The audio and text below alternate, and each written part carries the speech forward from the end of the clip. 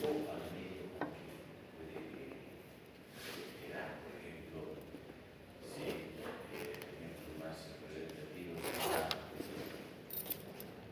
persona vive en una ciudad aleatoria, puede la presión del oxígeno en la atmósfera es mayor, hay una mayor concentración de oxígeno. A diferencia de las ciudades de altura, una altura entre las 2000, pero sí tiene por ejemplo más la presión, la concentración de oxígeno en la aire abierto. Entonces, si esta persona que vive en una ciudad una ciudad desde el mar, va a una ciudad, por ejemplo, La Paz, ¿cómo será para captar la mayor la cantidad de oxígeno necesario para construir esos suelos? La menor cantidad de oxígeno, atmosférico. Lo que hace es el organismo, como un mecanismo de adaptación, producir mayor cantidad de glóbulos rojos que transporten el oxígeno necesario hasta las células. Es una forma de adaptación.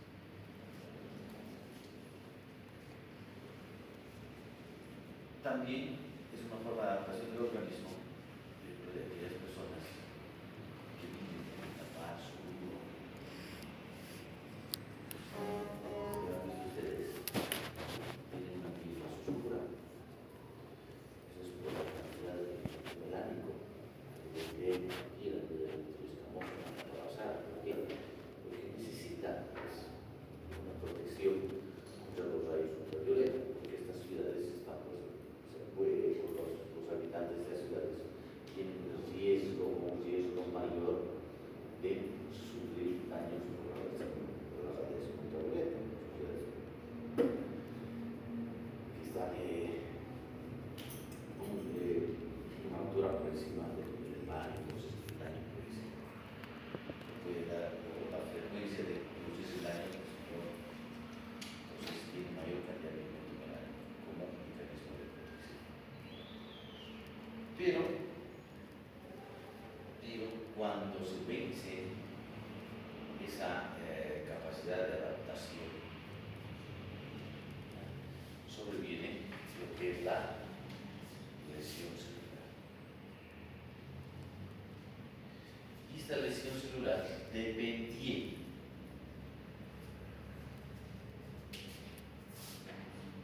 del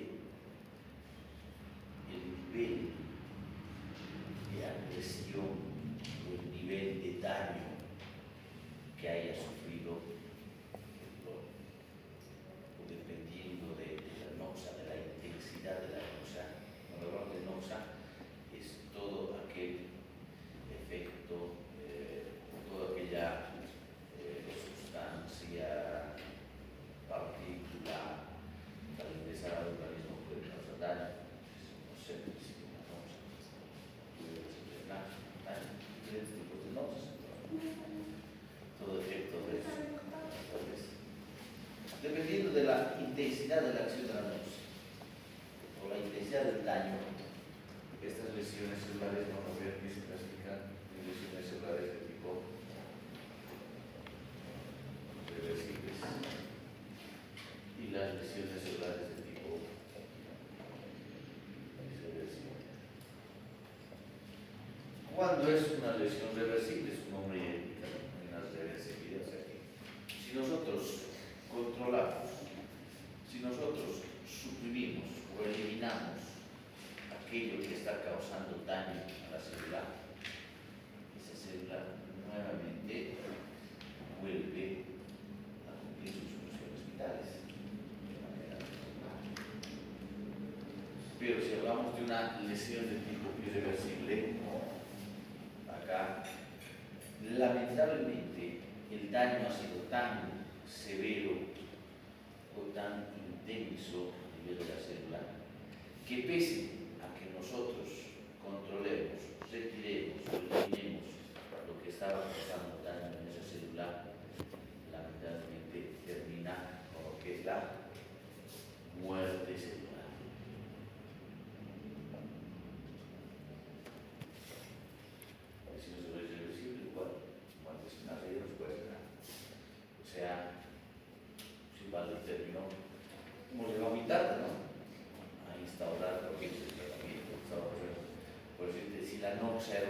bacteria que estaba causando daño, hemos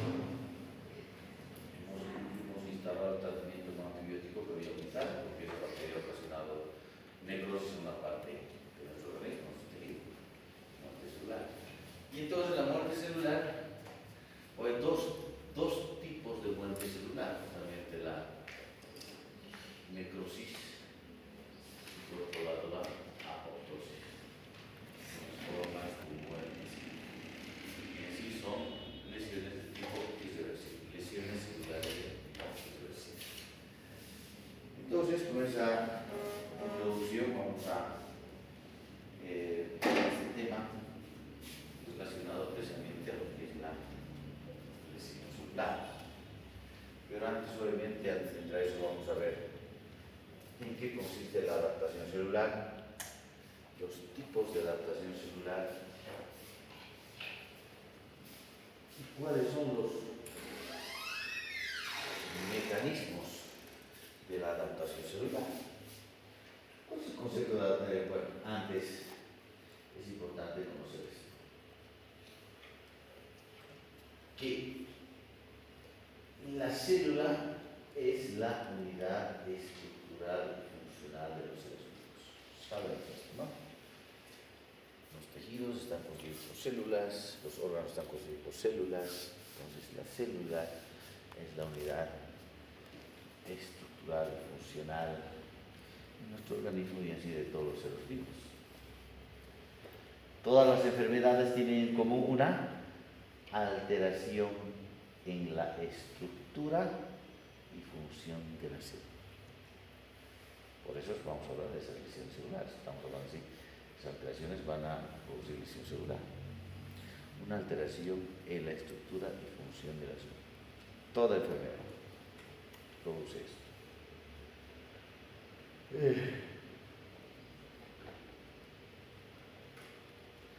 Entonces, concluyendo, entendemos que las células, o sea, como las células se dañan y la respuesta al daño son la base, de la patología y la medicina. O sea, la respuesta de la célula al daño es como vamos imaginando, vamos a ir determinando de qué manera se va a producir. ¿Cuál es el concepto de, entonces, adaptación celular?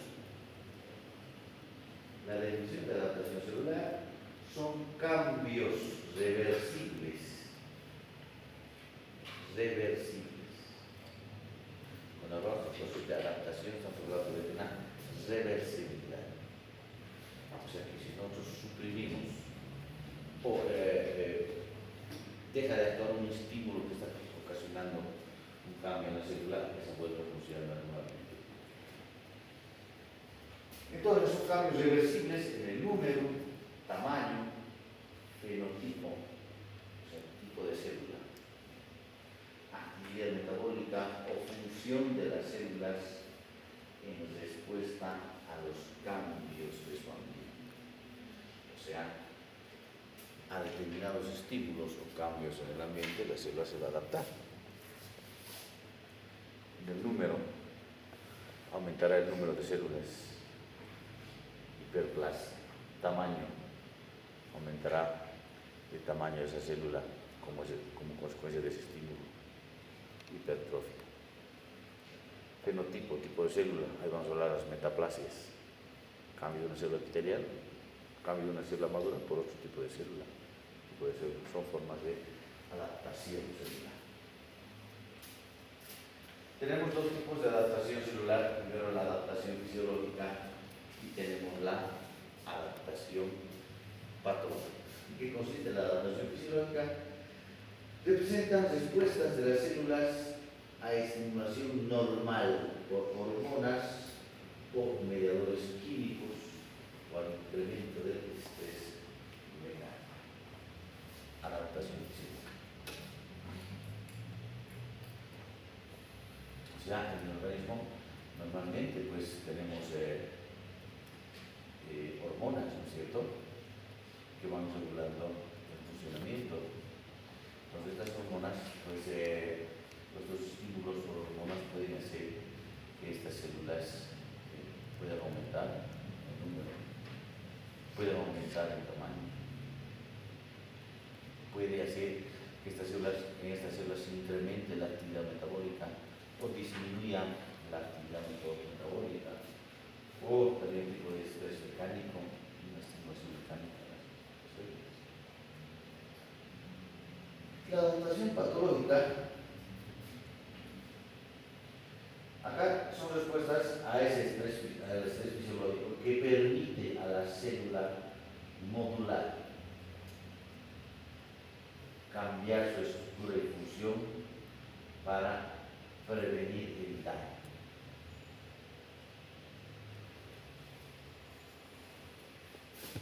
Listo. Ya pues esa experiencia de modificar o perder su función normal. O sea, cuando hablamos de adaptación patológica, es sinónimo de enfermedad. En este caso, si evidentemente a través de este estrés fisiológico la célula va a modificar su estructura o va a modificar su función, pero en este caso, al modificar eso, va a perder esa función normal que tenía, o sea, adaptación patológica. En el caso de la adaptación fisiológica,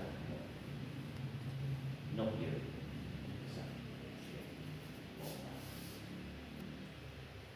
¿Cuáles son los mecanismos de adaptación celular? Ahí están los cuatro mecanismos de adaptación celular. Tenemos a la hipertrofia, tenemos a la hiperplasia,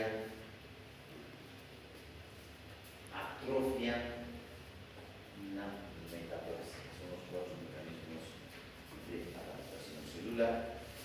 Vamos a ver el primero. ¿En qué consiste la hipertrofia? Ustedes ya deben saber.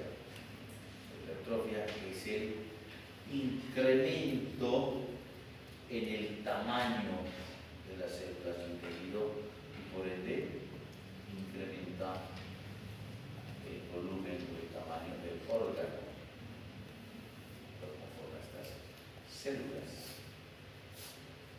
La hipertrofia se debe a una mayor producción de proteínas a nivel de la célula. Mayor producción de proteínas. Pero ¿qué pasa con aquellas personas que hacen fisiculturismo? Ingieren estos suplementos que permiten que hacen estos suplementos, hacen que esa masa muscular también tenga más volumen. Y esos suplementos, ¿por qué están integrados? Fundamentalmente porque proteínas. Fundamentalmente son proteínas. Entonces, la hipertrofia se debe a un incremento en la síntesis de proteínas o los componentes celulares. La hipertrofia puede ser fisiológica o puede ser patológica. Fisiológica, ante un estímulo mecánico, como es justamente el gimnasio, toda la serie de ejercicios, hacemos una cosa que esa célula muscular incremente su tamaño. Al incrementar el tamaño, ¿qué hace? Aumenta la masa muscular. Fisiológico. Patológico, una hipertrofia del ventrículo, del músculo cardíaco a nivel del ventrículo, ya es patológico por algún problema a nivel de las válvulas o respiratorio. En una etapa inicial hay un remanente de sangre que no sale por completo del ventrículo, y ese ventrículo trata de compensar eso, sacar todo ese remanente de sangre, y entonces trabaja más y se produce una hipertrofia del músculo del ventrículo patológico. ¿No? Porque después, a la larga, eso termina con una dilatación. ¿No? Otra característica de la hipertrofia, que se presenta en tejidos sin capacidad replicativa, o sea, que no tienen esa capacidad de dividirse, esas células donde conforma este tejido. No tiene muchas células madre, porque las células madre, saben ustedes de la definición de la célula madre totipotencial, ¿no? Es aquella que permite generar nuevas células, nuevos unidades celulares. En este caso, se da en este tejido sin capacidad replicativa.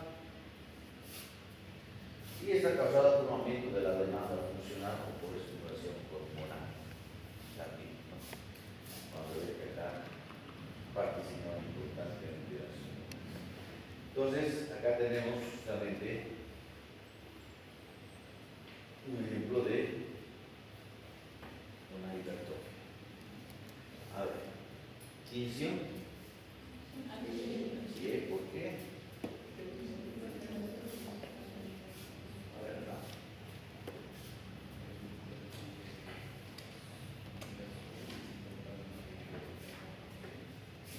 Color rosado.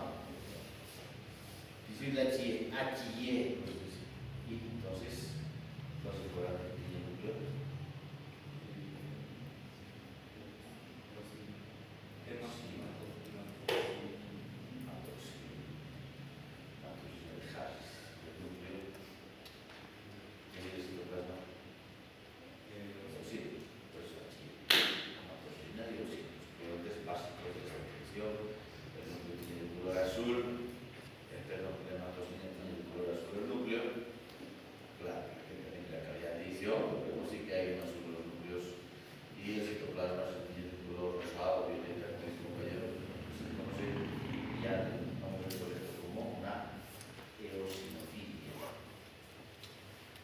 Listo, ya sabemos qué edición es.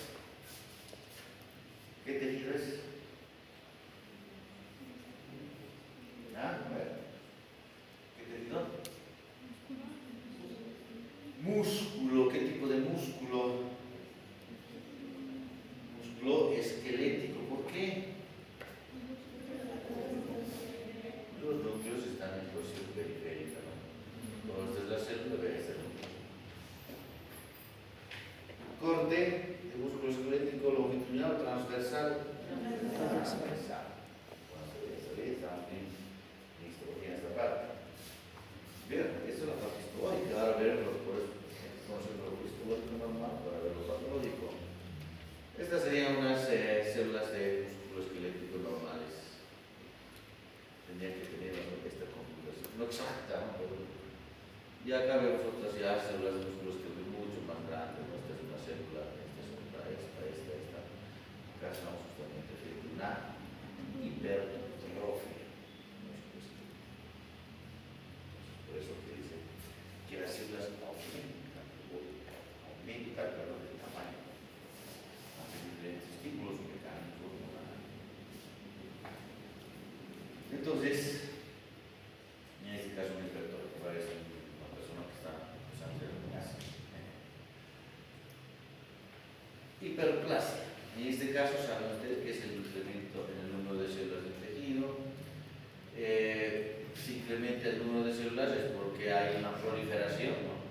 En esos elementos celulares, y también en este caso de la hiperplasia, al aumentar el número de células aumenta el volumen del órgano o del tejido que se está produciendo la hiperplasia. Pero en este caso es por aumento del número de células, no se debe confundir. Puede ser también fisiológica, puede ser patológica. Ahora vamos a ver ejemplos de hiperplasia fisiológica. En este caso ocurre en estos tejidos con capacidad replicativa. ¿Qué quiere decir? En los tejidos que tienen esa capacidad de dividirse, o sea, de división. Entonces, fundamentalmente vamos a hablar de hiperplasia de los epitelios.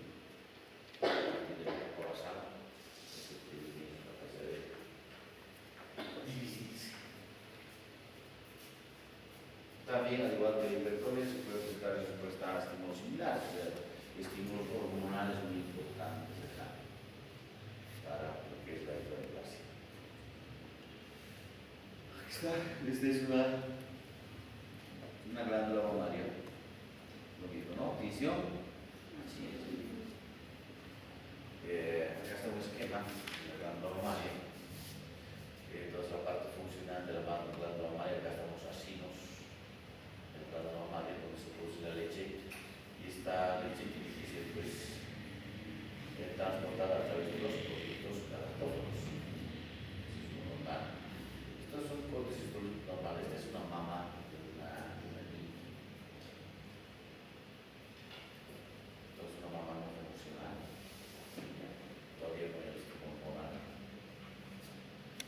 Entonces, si ustedes ven, este es el corte de la parte más superficial, o sea, acá tenemos un corte de esta zona, que son los productos galácticos. Si ven ustedes, la mayor cantidad en esta etapa de la glándula mamaria es más un componente estromal. La mayor parte del conectivo, la parte fundamental está todavía escena. Y la parte de estos son cortes, la parte más profunda sería acá de los acinos glandulares. Los acinos glandulares, vean, conducto de este asino. Acá se produce la leche y esta leche es transportada por los conductos para que salga a través de la impresión normal. Cantidad, pero lo mismo, ¿no? Acá la calidad de nutrición es mucho mayor.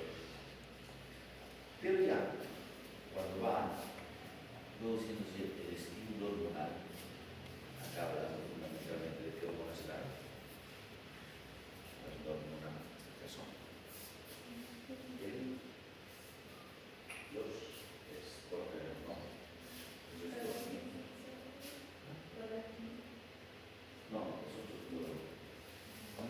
No te hace proliferar acá, más es para la estimulación, para la secreción de la leche. Entonces, en este caso, todavía no es una mama funcional, pero nos vamos a esta mama que es de una mujer ya adulta, donde el estímulo estrogénico de cómo ha hecho que se incremente la parte funcional de la glándula, se incrementen los ácidos glandulares, que es una expresión como acá se produce la leche y esa leche va a ser transportada por estos que son los conductos galactóforos hasta eso. Pero quiero solo que vean cómo se incrementa la cantidad de la parte funcional de los ácidos en relación a esto.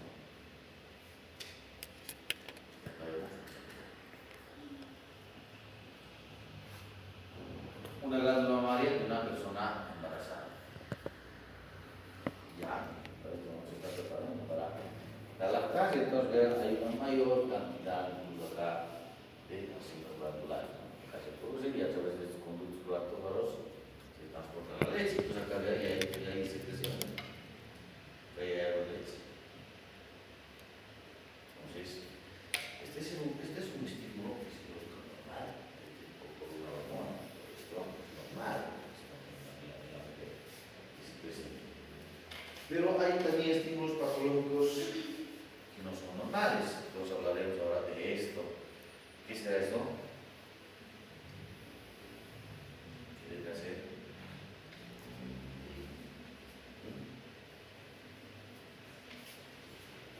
¿Ya sabes qué petición es?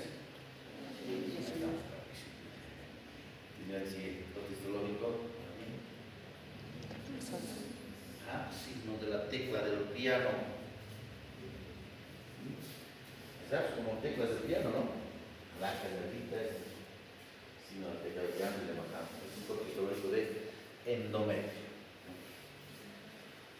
El endometrio también está constituido por dos componentes, el componente estromal y el componente glandular. Entonces estas son las glándulas, ¿no? Son las glándulas, estas glándulas están rodeadas por el estroma. Hasta ahí estamos bien. La cantidad de la relación entre lo que es el porcentaje de glándulas y estroma, yo le daría un mitad, un 50-50 en este caso, ¿no? O sea, la proporción de ambos componentes. Por un lado. Otro lado, veamos acá, cuando hablamos del endometrio tenemos que hablar de dos fases. La fase proliferativa, donde hay también el estímulo del estrógeno, hace que prolifere de manera fisiológica, pero en algunos casos es patológico, vamos a ver. Y tenemos otra fase que es la fase secretora. Y en la fase secretora, pues, justamente, se habla de este signo de la tecla del piano. Son estas que veo acá como espacios, son vacuolas de secreción que están debajo del núcleo. De la manera que va avanzando esa fase secretora, esas vacuolas se pasan a cada parte superficial y después vierten el contenido. Este es un endometrio en fase secretora. Pero a veces hay una estimulación estrogénica exagerada por estrógenos externos A veces, por ejemplo, en los casos de obesidad, hay hormonas que transforman, pues, que hacen que incremente la cantidad de estrógeno circulante y eso va y actúa sobre las glándulas endometriales, haciendo que éstas proliferen, que éstas aumenten en número, por eso estamos hablando de hiperplasia. Y entonces, vean acá, esta ya es una estimulación estrogénica exagerada. Pues esto ya no es fisiológico. Miren cómo se ha incrementado el número de glándulas en relación al estómago. Hay más componente glandular que estromal. Y esto ya no es normal. Esto ya es una hiperplasia. Que dependiendo del tipo de hiperplasia, por eso que hay que ya tener, cuando uno ya habla de hiperplasia, hay que tener mucho cuidado en el endometrio, porque ya no es normal. Hay que ver qué está sucediendo, hay que ver por qué está incrementado ese estrógeno circulante, será estrógenos externos que están subiendo o será otra causa, por ejemplo hay tumores de ovario que producen mayor cantidad de estrógeno, obesidad. La idea es que cuando ya se habla de hiperplasia hay que tener cuidado porque una de las hiperplasias que se denomina atípica, que precisamente es esta, pues puede evolucionar hacia un cáncer, estamos a un paso de que se desarrolle el cáncer. Entonces mucho cuidado. Pues prácticamente aquí usted ya no ve nada, ¿no? No hay nada de estroma, todos son glándulas, así es patológico. Por un estímulo hormonal, en este caso estrógeno, exagerado. ¿Qué es la atrofia?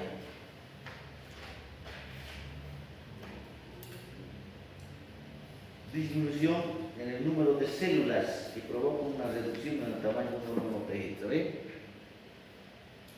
¿Estamos bien? ¿Agregación? Por favor, corrijan esto, no está bien. ¿Qué tenía que decir acá? Disminución en el tamaño. Ustedes, como yo, tenemos que estar atentos a la presentación, ¿no? Esta mañana, ¿qué ha pasado? He pedido también que corrijan a los compañeros. Disminución en el tamaño de las células y obviamente al disminuir el tamaño de las células hace que reduzca de tamaño el órgano o tejido donde se está produciendo esta atrofia. En este caso, a la inversa de la hipertrofia, acá hay una disminución en la síntesis de las proteínas, o puede haber una mayor degradación de las mismas, lo que hace que la célula disminuya de tamaño. También puede ser fisiológica o patológica, como vamos a ver, ¿no? Causas de una atrofia: descenso en la actividad mecánica. Este es el ejemplo más significativo, diría, más mejor esto de la atrofia.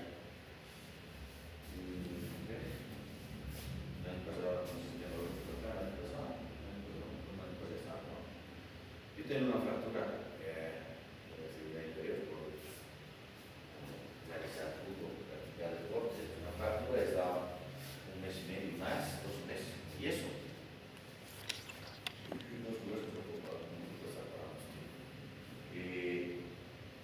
Lamentablemente, los músculos de la extremidad afectada, como no estaban en movimiento, no estaban con estimulación mecánica, las células musculares han entrado en un proceso de atrofia. Ha habido una disminución de la masa muscular por esa situación, descenso de esa actividad mecánica. Y bueno, después de eso, pues cuesta y es difícil recuperar esa masa muscular. Hasta ahora todavía, que son 6-7 meses que voy al gimnasio, todavía el volumen de masa muscular en esa extremidad está aún se nota la disminución. Es complicado y es difícil. Hay que hacer una estimulación mecánica progresiva para que vaya aumentar nuevamente el tamaño de la célula. En caso de las fracturas, siempre el yeso inmoviliza, pues entra en el código. Isquemia progresiva, la sangre es la que lleva pues, los nutrientes, precisamente el oxígeno, a las células para que no los funcionen. Si disminuye el aporte sanguíneo, disminuye la atrofia, desnutrición,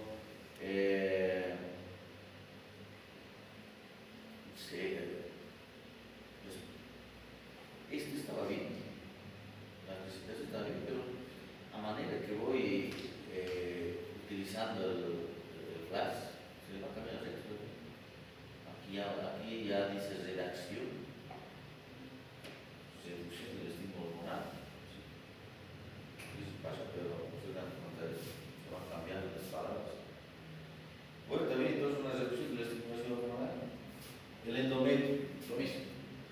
El endometrio, en la etapa de la mujer, antes de la menopausia, la estimulación insulínica, toda la fase proliferativa, todo el estrógeno, el endometrio de manera normal, también de manera fisiológica, es fisiológico que después de la menopausia, ¿qué pasa? La estimulación hormonal disminuye la acción del estrógeno, entonces el estrógeno puede atrofiarse. En vez de haber un volumen de glándulas normales, hay una disminución en el volumen de estas glándulas. Eso puede ser fisiológico, pero también puede ser psicológico. Entonces acá está, vean, esta es una masa muscular normal. Pero si no tenemos un estímulo mecánico necesario, pues esa masa muscular va bajando y estamos entrando en una etapa de la atrofia. Lo mismo acá, atrofia cerebral con isquemia progresiva. Ven acá, un cerebro normal, isquemia progresiva. El volumen mismo, ¿no? Como después de la atrofia se ve más pequeño el cerebro. ¿Y cuáles son las características que nos permiten determinar una atrofia en este caso? Estas se denominan ¿qué cosas? Las circunvoluciones. Y estos son los surcos. Circunvoluciones, surcos. Vean que en un cerebro normal las circunvoluciones tienen un volumen mayor en relación a los surcos. Pero en el caso de la atrofia, como hemos tenido el tamaño de la célula, vean que los surcos son mayores en relación a las circunvoluciones. Se ven más espacios. Atrofia por isquemia progresiva. ¿Qué más? ¿Qué mecanismo de adaptación nos falta?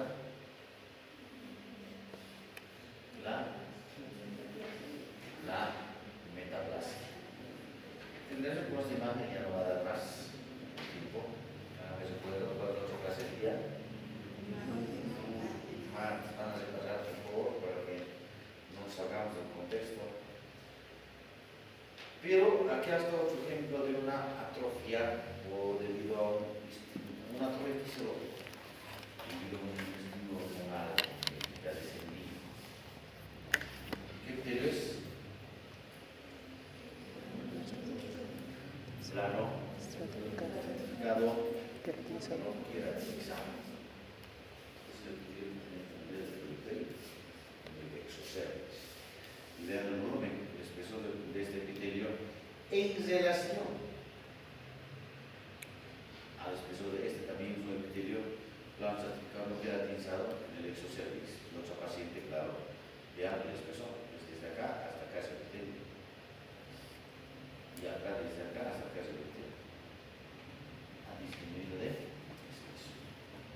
Ha disminuido el tamaño de la célula, pero en este caso ha disminuido el espesor porque ha disminuido el tamaño de la célula.